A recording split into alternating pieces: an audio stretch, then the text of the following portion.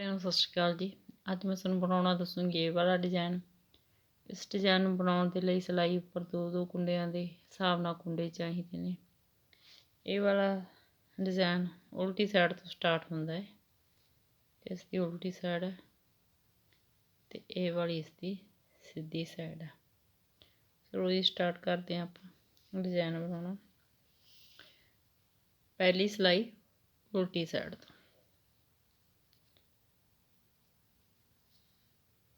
पहला कुंडा उल्टा बुनांगे, धागा दूसरी साइड, सारी सिलाई सीधी सीधी बुन के कंप्लीट करांगे।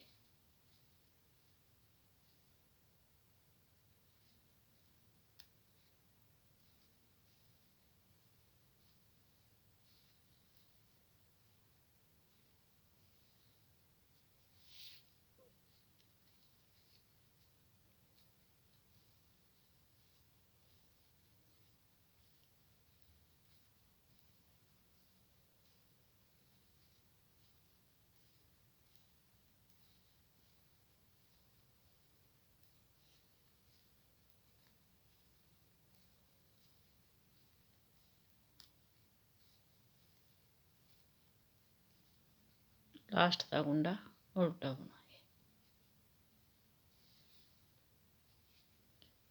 दूसरी सिलाई सीधी साइड तो, पहला कुंडा सीधा बुनांगे।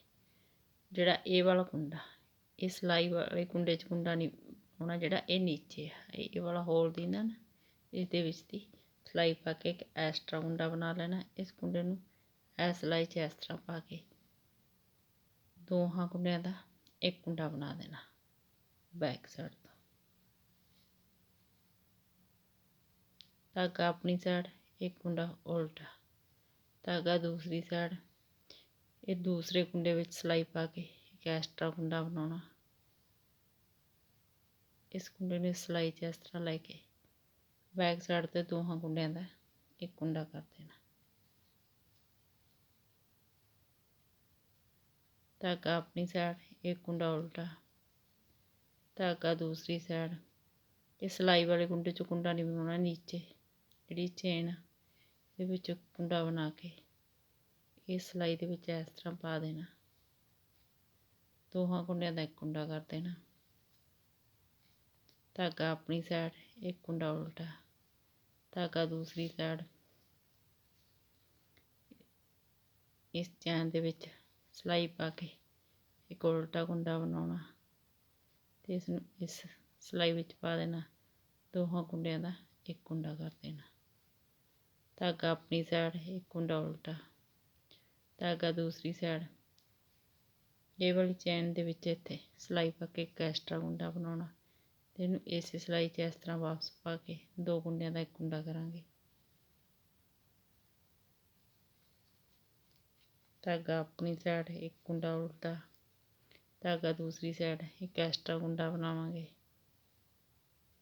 इस तरह सिलाई पा के दो कुंडियां दा एक कुंडा करांगे। धागा अपनी साइड, एक कुंडा उल्टा, धागा दूसरी साइड, इस सिलाई वाले कुंडे नूं सट के नीचे वाली चेन चों एक एक्स्ट्रा कुंडा बनावांगे ते दो कुंडियां दा एक कुंडा करांगे। धागा अपनी साइड, एक कुंडा उल्टा, धागा दूसरी साइड, एक एक्स्ट्रा कुंडा बनावांगे। इसनूं सिलाई विच इस तरह पा के दो कुंडियां दा एक कुंडा करांगे।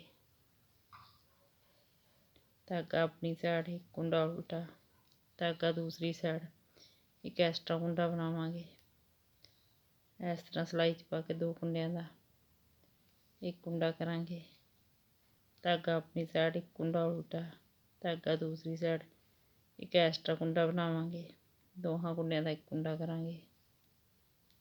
धागा अपनी साइड, एक कुंडा उल्टा, धागा दूसरी साइड, सिलाई वाले कुंडे नूं सट के नीचे वाली चैन चों एक एक्स्ट्रा कुंडा बनावांगे।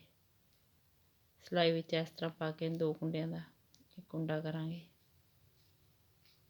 धागा अपनी साइड, एक कुंडा उल्टा, धागा दूसरी साइड, नीचे वाली चैन च कुंडा बना एक्स्ट्रा कुंडा बना के इसनूं सिलाई विच इस तरह पावांगे ते दो कुंडियां दा एक कुंडा करांगे। लास्ट दा कुंडा सीधा बुनांगे।